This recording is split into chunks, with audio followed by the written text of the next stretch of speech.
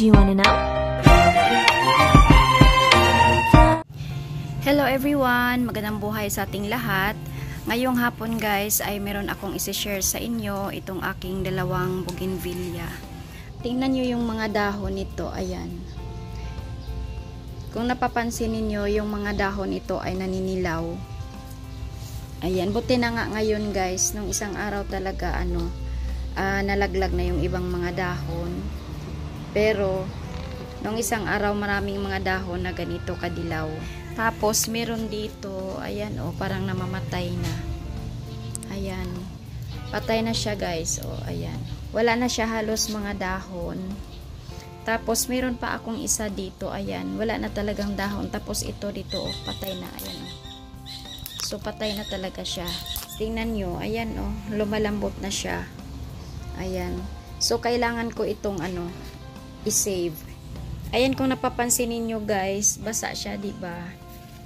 Ayan Kung i-ano natin yung soil, kanina pa itong umaga diniligan, pero kung napapansin niyo, basang-basa pa rin yung yung soil niya. Pati rin dito sa isa. Ayan ito nga medyo matigas. Ayan. So ano nga bang gagawin natin guys pag magiging ganito yung itsura ng ating mga bougainvillea? So una, ang i-check natin yung yung soil. Titingnan natin kung madali bang mag-drain yung tubig, yung soil na ginamit natin. Tulad nito, alam ko hindi ito masyadong nag-drain dahil kanina pa itong umaga kaninang umaga pa ito diniligan, pero hanggang ngayon ayan basa pa kahit mainit ang panahon. Yung bougainvillea natin guys ay ayaw nila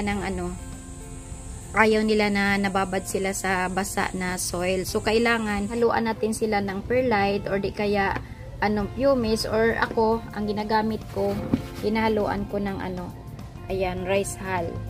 Tapos yung iba naman nilalagyan nila ng kaunting buhangin. Ako kasi marami akong rice hull, kaya ang ginagamit kong soil, hinahaluan ko ng rice hull. So kung mayroon kayong kung mayroon kayong rice hull or perlite or pumice, pwede ninyong ihalo yun sa soil para hindi para mabilis lang mag-drain yung tubig. Isa bang bagay na i-check natin kung bakit hindi nagdi-drain yung tubig ay ang ating pot na gagamitin.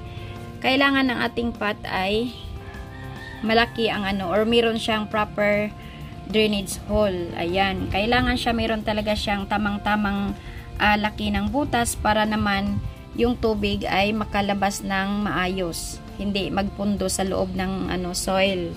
Ayan. Pero ito masyado itong malaki guys. Kaya ang gagawin ko pag ganito yung kalaking yung butas ay nilalagyan ko ng liner. Ayan. Para naman kasi naman guys pag ganito kalaki yung butas ng ng pot na ating gagamitin, mahuhulog naman yung pag nagdidilig tayo, nahuhulog yung mga soil. So kailangan natin lagyan ng liner. Ito, pag meron kayong mga lumang net na hindi nyo na ginagamit, pwede nyo gupitin at gawing liner. Ayan, ilalagay lang natin dyan. Ayan, ganyan. Para naman hindi mahulog yung pag nagdilig tayo, hindi mahuhulog yung yung mga soil. Titingnan din natin yung yung acidity ng ng soil kasi minsan yung soil na ginamit pala natin ay masyadong acidic. Ayan ang mga bougainvillea ng masyadong acidic na soil, kaya kailangan palitan natin ng soil. So ang solusyon doon ay palitan natin siya ng soil. Sunod na natin i-check natin ay baka na overwater din.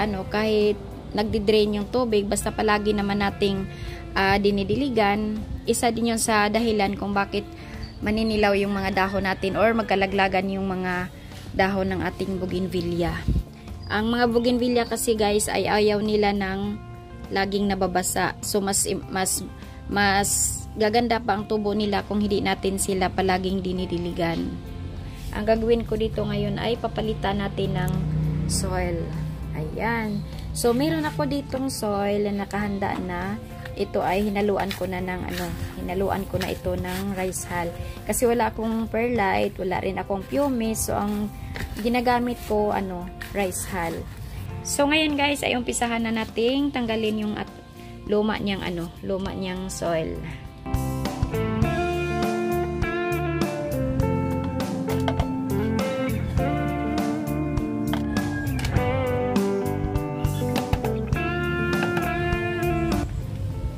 So ayan guys, kung napapansin niyo wala siya masyadong ugat.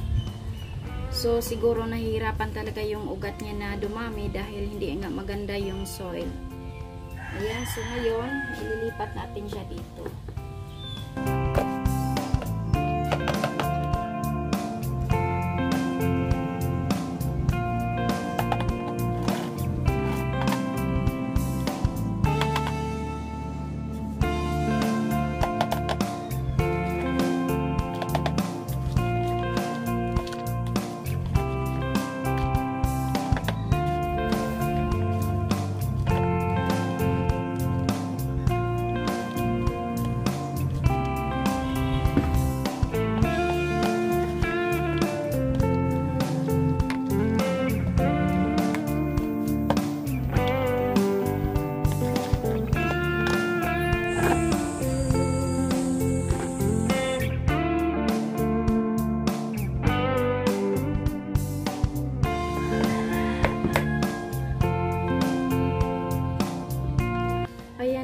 Nabulok na talaga siya.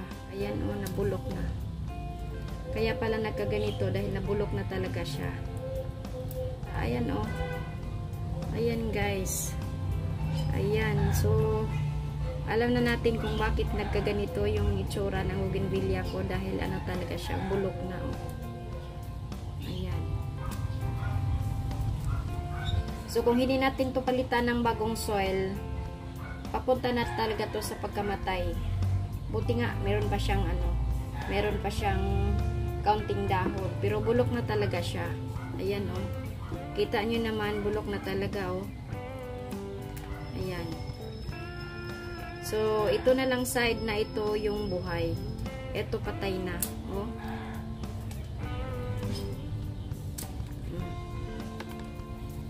Ayan. So, ito yung dahilan kung bakit nagkaganito yung itsura niya. Nabubulok na yung kahoy niya. O yung niya, yung pinakapuno, pinakailalim niya bulok na. Ayan. So, ito yung dahilan guys kung bakit nagkaganito yung itsura. Ayan, itong sanga na to, patay na to, baliin natin. Ayan Ayan. So, patay na talaga siya. Nabubulok na yung pinakailalim ng niya, stem. Ayan. So, kailangan natin siyang ilipat sa bagong soil. Palitan ng bagong soil. So, ito, hindi ko na lang ito putulin kasi kakaunti na lang kasi yung buhay na niya, buhay na ugat. Kasi pati ito, nabulok na din. Ayan, Ay. Ayan, nabulok na. Bulok na din ito, guys, Kaya, kailangan na ding Ayan. So, hindi ko na lang ito putulin kasi mawala na siyang iba pang magandang ugat. Iwan ko lang kung mabubuhay pa to guys, pero ayan, so natin, ganyan na lang natin. So ganyan na lang natin guys, patungan natin para maano pa siya. Pero ito putulin ko na rin to. Ayan, patay na kasi. Ito buhay pa. Ito lang yung patay. So ayan, bulok na pala talaga siya guys. Pati itong dulo ng itong dulo nito bulok na din. Kaya pala ititrim din naman natin yan.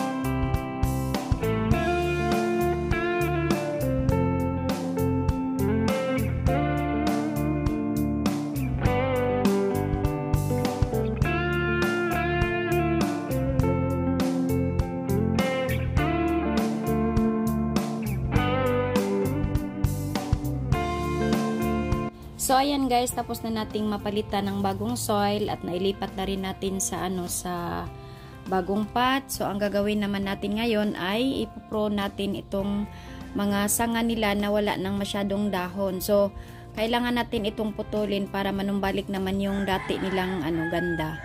Kasi ganun lang naman guys, pag gusto nating mag-bloom or gaganda ang ating mga bougainvillea, kailangan din nating i-prune yung mga sanga nila. Para mamumulaklak sila. Mas lalo kasi silang mamumulaklak guys pag natin, ititrim yung mga sanga nila na masyado ng leggy.